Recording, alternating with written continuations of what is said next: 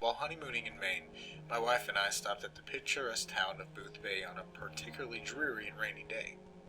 Since our planned picnic was out of the question, we sought shelter in a dilapidated little antique store near the harbor.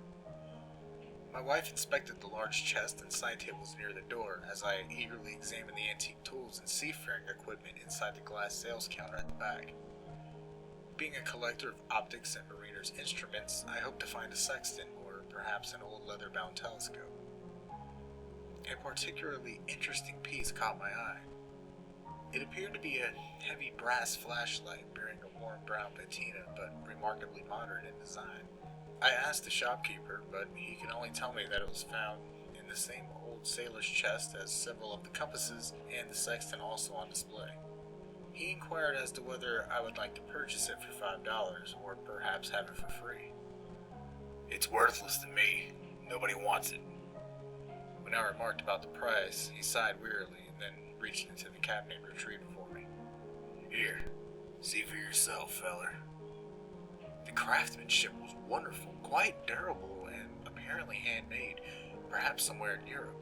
Worn lettering indicated it might be German or perhaps Austrian in origin. I twisted the bulb housing and a weak red beam swept out. Poking into the dark corner of the shop, I was greeted with fantastic monotone swirls, moving and entwining with each other like a pit of eels. As I stared further into this unusual projector kaleidoscope, my fanciful mind invented ghoulish faces and sinuous, gnarled tendrils.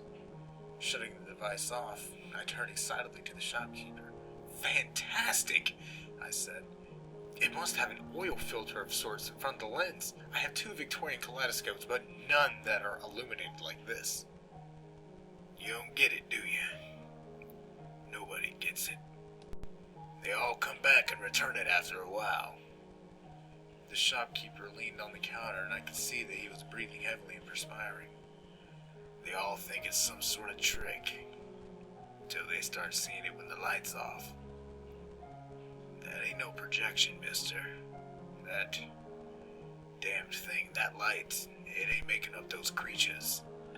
It's just letting your eyes see what's already there."